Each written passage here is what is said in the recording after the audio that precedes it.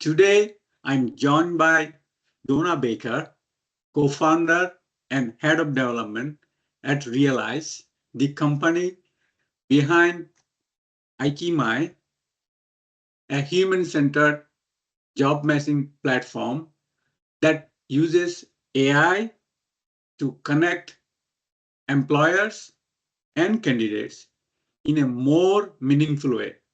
After 4 years of development, Rhealize launched Ikimy MVP in the early 2025, and it's already gaining traction with pilot across Canada and the US. Dona, welcome. Thank you. Could you start by sharing what inspired you and your team to take on the challenge of building Rhealize?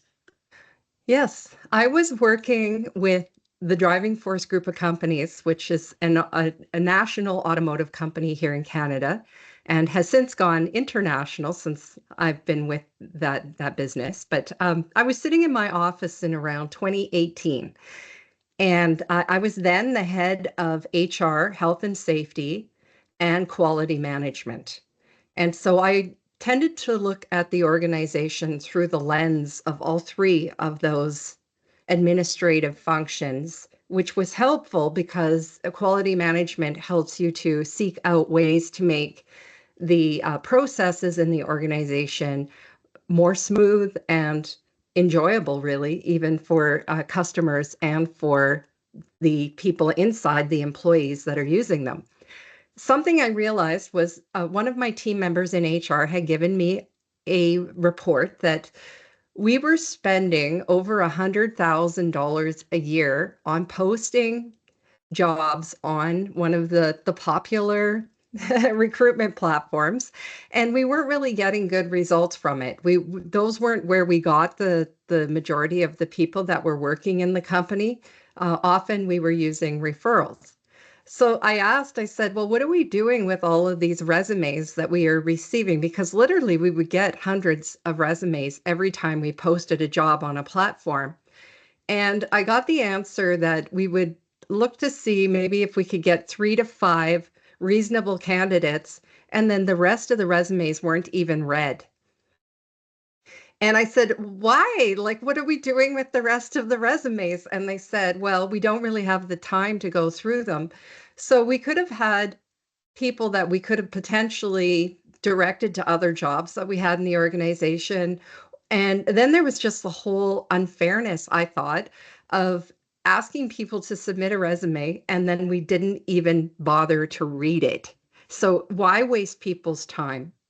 And I wondered because our organization at the time was busy building a fleet management software program. So I was sitting in a lot of meetings with the software development team. And I knew that rather than having a manual process, it was always preferable if you could take some of the manual work away. Maybe that would help our HR people to look at more resumes if we could do a lot of the menial kind of very repetitive tasks that were associated with reading resume. And then I thought, well, we don't even really need resumes anymore when we have computer programs and software. Why couldn't we build a software program that actually just intakes a person and we don't actually need to have their resume anymore?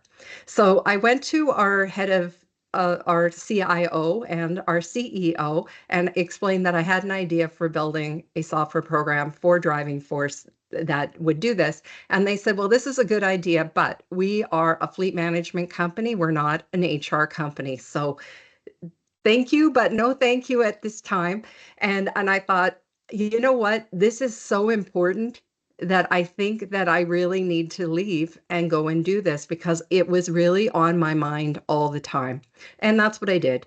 So in July of 2021, I left the company, but not the people, because I'm actually partnered with one of my colleagues' partners, like the wife of one of my colleagues, and also the founder of Driving Force, Jeff Polovic.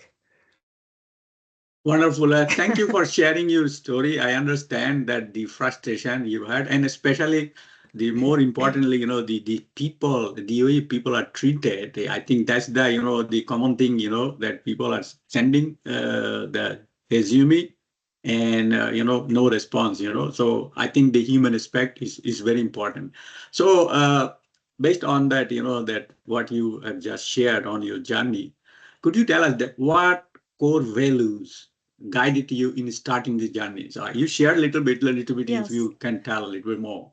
Yeah, before I left Driving Force, I was doing a lot of work on equality and diversity in the organization. And we had recently to that just finished a case study with Grant McEwen University. We were working with one of the professors there, and we did a diversity kind of like case on our organization that got submitted and is being used now in the universities to help understand how organizations that they become very homogenous in the people that get hired because of natural human biases. Mhm. We have the tendency to hire other people that are like us, like in temperament, or that look like us physically, or have come from similar backgrounds. And it's a natural thing. We can't overcome it like as a human being because it's built into us. So then we have to use process in order to stop it happening when it's not healthy for the organization. Diversity is always a healthy thing for companies because it increases creativity, it gives opportunity to a wider breadth of people in the population. And our company really felt like it was good for us to examine this and Mhm. understand how were we accidentally like creating blocks for people to get jobs with us when we didn't want that to happen. So that was a lot of the work that was going on. And when the university professor we were working with at Grant McEwen asked me, why did I care? Like, why did Dona Baker care about this at all? And I said, well, you know something, if we stand up for the rights of other people, we stand up for our own rights. If we allow that other people are treated unfairly in the job search, then we can expect that at some time that I will be treated unfairly. So it's like having a systems view on society and on work is like we have to help each other by holding up each other's rights. And that's what I care about at the heart of it.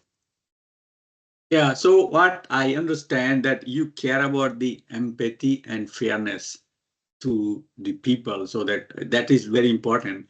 So based on that, my question to you, you talked about also the biases, right? But those who are writing programs, they are also biased, right? So Absolutely, yes. so how do you differentiate, the Ikimy, because there are a lot of AI tools in the market, Yes. especially in the HR, the field. So how do you differentiate, the Ikimy with other AI tools, and especially how do you balance tech and empathy and fairness? So we call our tool AI augmented or AI assisted technology. And what we realized is that we are very seldom getting the candidate's opinion on what it is they actually like to do. And so part of the issue is that, first of all, we don't give enough information to candidates about the job. We tend to try to sell jobs to the market and say, oh, here's all the wonderful things about our job. And we're accidentally attracting the wrong people to our role. So what we have done is we've created what we call a standardization process. So again, we're leaning back into quality management like ISO, standardize your process so that you get a better result.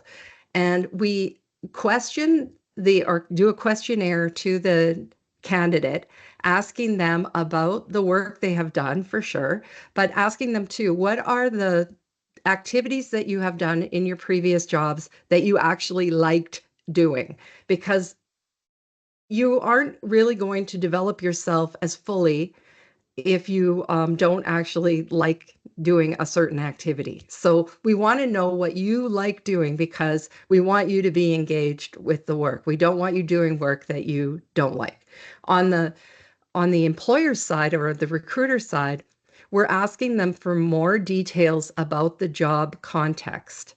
Is it outside, inside? Are you dealing with people, not dealing with people? All of those questions where we get a very more like kind of a specific idea about what that job is like to do helps us to share that information with the candidate. And that's what the matching looks at. We're asking the candidate what their preferences are, and then we're asking about the job, and then the software just tells us what the overlap is between the two, because there's so many dimensions that the human brain can't parse it. And as we found out, recruiters don't even like, they get exhausted reading resumes, and it becomes mind-boggling after a while because you can't remember all of the details about every single person. That's where AI can be very helpful, but it's doing a very rudimentary thing where it's just looking for the crossover where these two things match. We have to do the human activity of asking the candidate, well, what do you like? That's something that AI can't really do. Those are human questions. And on the work context side, again, those are very human questions where we're asking, what is this work like to actually do it? And then we can share that information. And those who like that work, they will apply. And those who don't, then they can self-select out. Yeah. So yes, you have nicely, they talked about that, how do you match that, the requirement, and then what the candidate will be doing. So we tell that, that people should self, they screen them out instead of, so that what they will be doing. We talk to the, the owners or the employer that what the jobs require, and then we put the, the job description that he will be doing this, you will be doing that, so you will be doing, so that the candidates either, yeah, I'll be doing this, or can I do that? And then they self-eliminate themselves, then you get, shortlist to, the couple of candidates, so it's a similar. Anyway, as you said that, can you tell, an example for our, the viewers so that they know that, the Ikimy missed a candidate, which a normal or traditional, recruiting would have missed? Yes, I remember now, this was before we had actually started Ikimy as a platform, but I was using the process with probably there was close to 100 people that I did the Ikimy process with ahead of us building the platform, so we could see that it did work. There was an 18-year-old woman that I was working with, and she was trying to decide what careers she was going to go into and what work she could potentially be doing. Now, usually you would see an 18-year-old young woman, she lives in the city, and automatically you're thinking, oh, well, maybe she would like administrative work. Like, those are kind of the bias things that happen in our mind. But when I did, we have a vocational assessment or a work activity interest assessment in our software. And I did that with her. And it turned out that this young woman actually had leanings toward outdoor activities and physical work. And this was a very like normal looking person. It's not like she looked like she was like a super athlete or something like that. She was just a regular young person. And when we started discussing this, I was telling her about tree planting. And her eyes lit up. She goes, I would love to go out in the wilderness with a team and go plant trees, go do something really super physical like that, have to rely on my wits out in the forest. And I was like, I never would have suggested such a job for this young person if I hadn't done this survey with her to understand what her interests are. And so that's where we start in Ikimy, is we encourage people to do it's called the Basic Interest Markers Survey. And we have another one in there called the ONET Interest Profiler. And you can do both. And it will very accurately say what your vocational interests are. And then we can recommend jobs and careers that match with those. Truly amazing. So yes, how it's proper perfect example that how you differentiated with a normal recruiting system. So let's now shift the gear because from the HR aspect to from the that your this technology aspect. So since the Ikimy's MVP launch in April, so what lessons have you learned from piloting? Oh, oh, one of the biggest lessons is that there is a lot of complacency in how we do recruitment, that people are so used to just putting in a resume that they feel a little jaded, I think, about the idea that they could fill out a profile and that we would suggest jobs to them. So there's a challenge in getting people to move away from the resume process. And you see it right now. I have assisted a lot of people in applying for jobs, and then I've done it myself just to have the experience. And this is the scenario that happens. You put your information in because many of the companies now have an intake process through their Mhm. human resource information system, and they get you to put in all of your details, and then they ask you to upload your resume. And then Mhm. I'm like, so we're stuck on the idea that you have to have a resume. And so what I've been doing is I've actually starting to do actual speaking presentations on this, and I'll be presenting at the Western Cities HR conference in Nanaimo in October 8th through 10th. And I Mhm. believe my workshop is on the 10th. So I'm going to talk about how the resumes days are numbered. But one of the things that we first of all have to get over is that relying on that document as somehow giving us insights into the person that we're finding from research and just from kind of practical Mhm.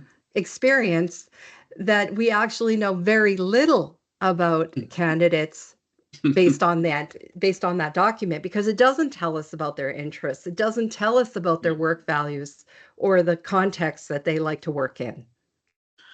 Yeah, so I think this is a real insight. So based on that, any turning points that where you had to, pivot strategy, the quickly you had to uh, pivot.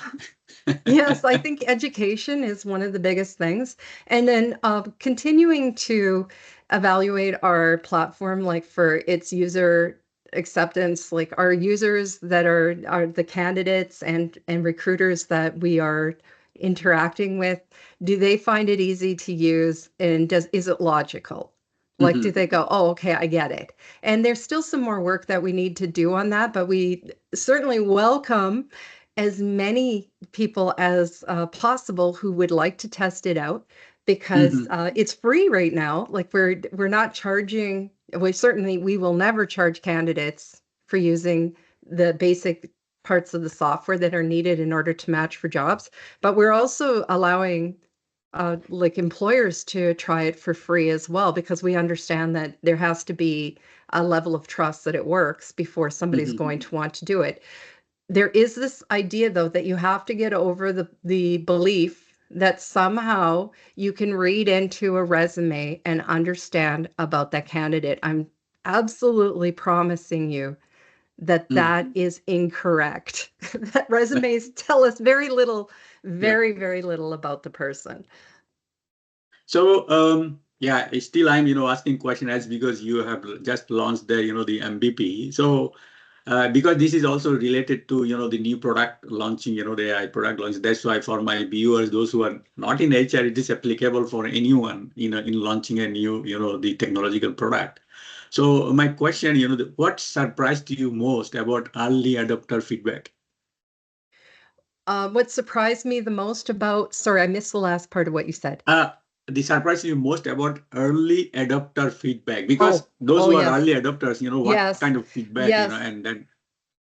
That there's a reticence to be first, I think, is that I'm surprised about that. I'm looking for people, and I've been putting messaging on LinkedIn.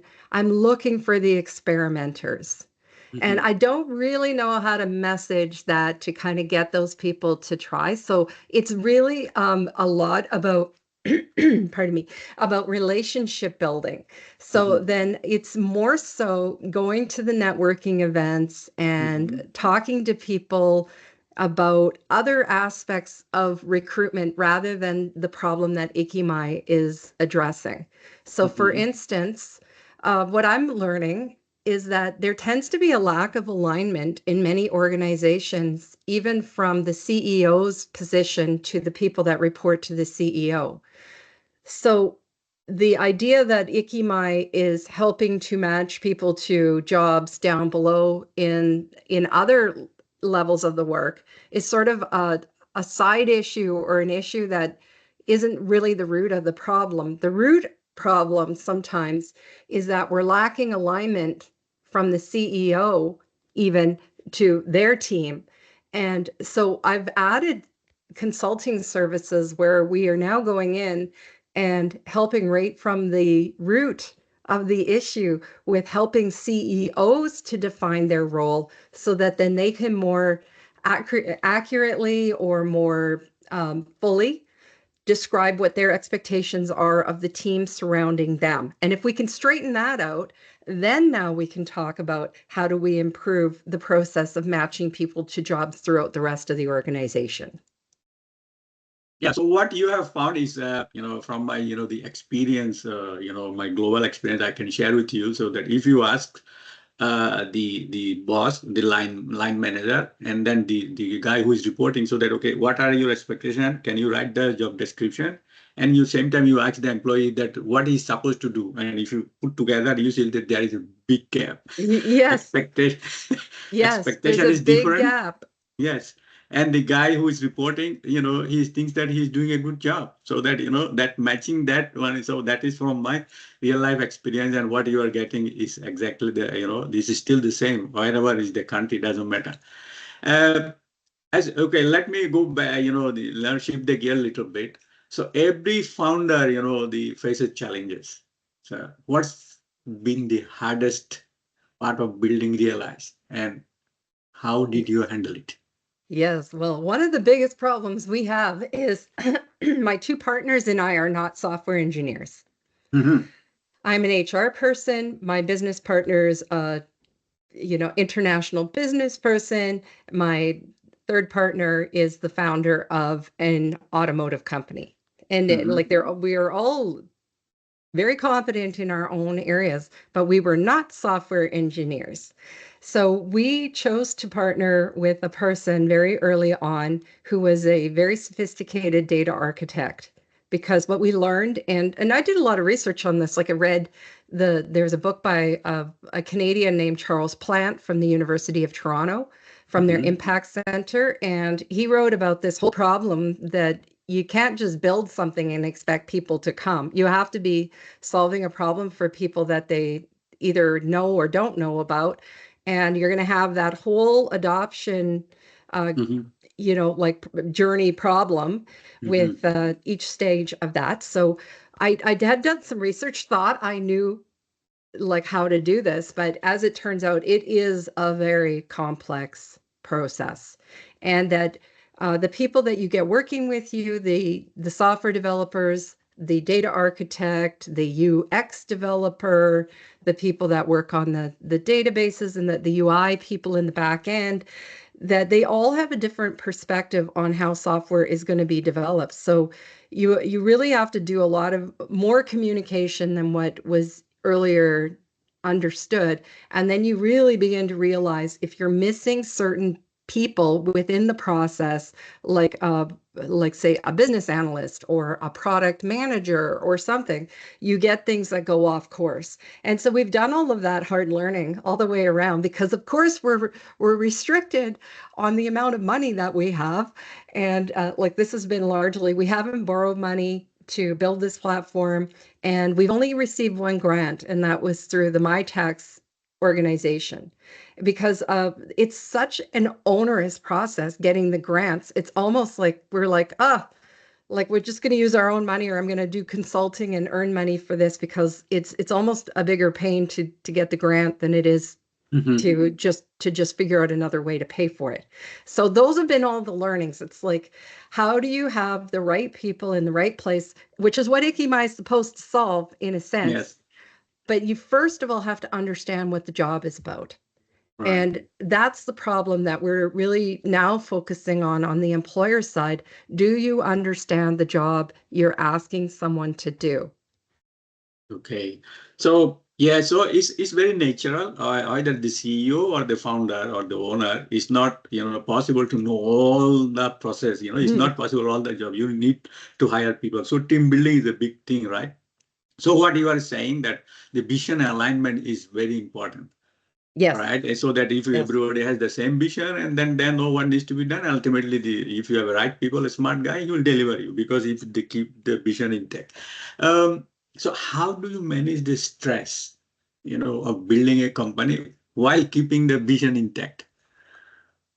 Oh, wow. Well, we counsel each other a lot. My one business partner, particularly, Lisa Zepitzauer, Mhm. is like we work primarily in the business. Our third partner, Jeff, he's sort of on like he's an investor, but he doesn't work in the day to day. And Lisa said to me a while ago, she said, "You know what, Donna? At the end of the day, all of what we're doing, we've put in money." And she said, "So what? It's just money." She goes, "If we failed at this, say, like we didn't actually get it off the ground and launch it and get people using it day to day," she said, "the one thing they can't take away from us is what we've learned." Yeah. Nothing can, nothing. The whole experience of going through this has been an applied MBA, basically, is what it has been. It's Yeah. been a whole lesson on cash flow and on managing relationships with your employees and finding the right people and like getting through those gaps in the adoption for software, learning about how do you connect with the people who can give you good advice. and and so Yeah. all of these things, we could use it again. And I know for a fact I could start again from scratch tomorrow Mhm. and Mhm. I could find a way to make back all of the money that I've spent. So the money isn't an issue. It's more so like, how do you keep that positive mindset? And maybe this isn't the answer. This is what we're doing Mhm. with Ikimy. Maybe there's Mhm. another approach.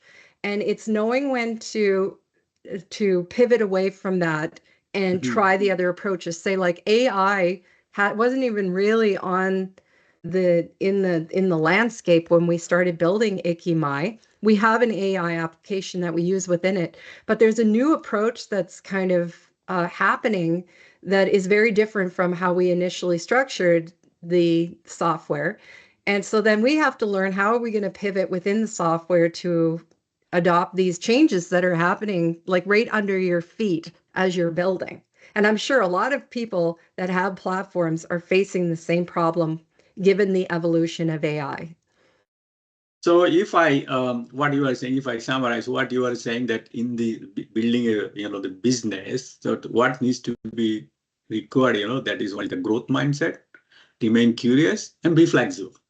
Oh, absolutely. Yes. Yeah, you gotta turn if the world goes, we're going this other direction, you better turn. So yeah, that's because all the founders have this problem because they're specialized in one thing or they have a passion, but then when you're building a business and then grow it is a completely different ballgame. You need to learn a lot of things. You already touched upon that, the financial cash flow, so many things. So if you would bring in outside support, if required, and that if you have the time, money, what would you prioritize first? Time and money. I really want to have some advice from somebody who has successfully launched a similar type platform in the market. I would really, really, really like if Chris Hyams from Indeed, he recently left Indeed. He was their CTO for a number of years and then their CEO. Mhm. I've actually reached out to him. I would love his advice. Is that asking too much? I would love his advice I on what he see. would do, like facing what he is, because he recognized, I saw a quote from him in a newspaper article that Indeed hasn't figured out the AI problem either. They Mhm. know that AI, like you mentioned at the very beginning, AI perpetuates biases that exist in the market, in human psyche. It gets built right into the software. We do acknowledge that, and we are know that we have to. Secondly, like after Chris Hyams, the second thing is I would hire like a sociologist, psychologist to really help us examine when we start getting more data. What are the biases that our system perpetuates? Because every system does. The very act of hiring, selecting a person for a job requires you to invoke bias to make that decision. Because otherwise you'd hire everybody. You have to decide, you have to choose. So what's the criteria?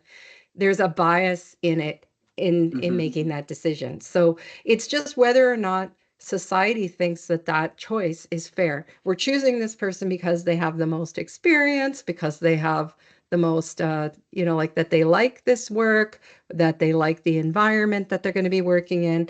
Like what is it that we're using is just based on what the candidate is reporting to us.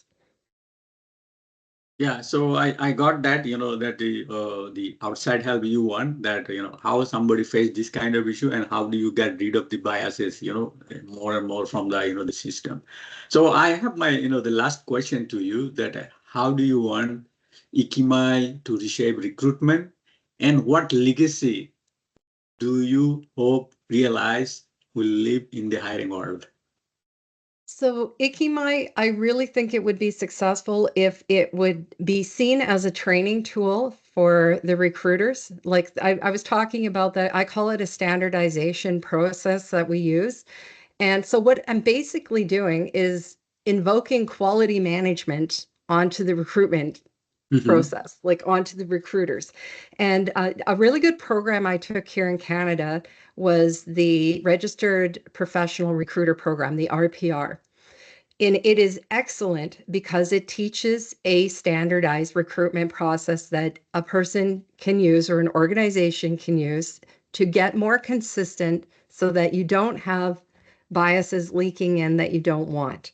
So you control the process so that you get good results. And then it tends to also result in you hiring a person who is better fit for the job because you're not just defaulting to, oh, I really like this person. And it turns out that they're not a fit otherwise. So that's what I hope Ikimy becomes. It's sort of like this RPR program where you have a consistent process that gets you a better result. In terms of the legacy, what I'm just realizing, it's more than I am just very, very curious and enthusiastic about helping people pick work that they're going to enjoy. I was one of these people as a 18-year-old. I had a lot of anxiety coming out of high school because I didn't know what I wanted to do. I had no clue. All I knew, I still have this card that I keep because it's a reminder to me. It's my JA, my Junior Achievement Card from the 1980s when I was a teenager. And I realize now that there were indications that I was interested in business when I was a teenager, but there wasn't really kind of the career development programs that they have today to kind of zone in on that and or hone in on that and help a person like me go, well, you're interested in business. Why don't you take marketing or, something like that? And I accidentally ended up getting into like administrative jobs, which is fine. Like they're great jobs if that's what a person likes to do. But I didn't have the interest in it. So I felt like really dispirited. And I felt that went on for all of my 20s. And it wasn't until I was 30 years old sitting in a workshop at the Strathcona County Library where I met a guy named Rob Chubb who does he does workshops on true colors at the time and now color spectrums, so like on personality and on how we can get along better in organizations. And I went, oh my goodness, I'm supposed to be doing that. That's what I'm supposed to be doing. And that's where my real like kind of career journey started. But I feel like it could have started a lot earlier than that. If somebody had just said like, well, here's your interests. Why don't you follow that? So that's what I'm trying to do is just maybe I wouldn't have been ready. Who knows? who knows, like maybe I'm kind of like looking back and thinking that things could have been better, but I was who I was. I just want to give that to young people. If I can help them to get on a path where they feel like that they're not wandering, and that they have a future insight where that gives them happiness, and where they're interested and curious about the things that is along that path, then I've done something good. Wonderful. Dona, thank you for sharing your journey. Ikimy's story shows how innovation and persistence can create tools that not only serve businesses, but also honor the human side of work. To our viewers, if this conversation resonated with you, follow Rhealize journey and think about how you can bring more human-centered practices into your business. Dona, it's been a pleasure. Thank you very much. Thank you very much.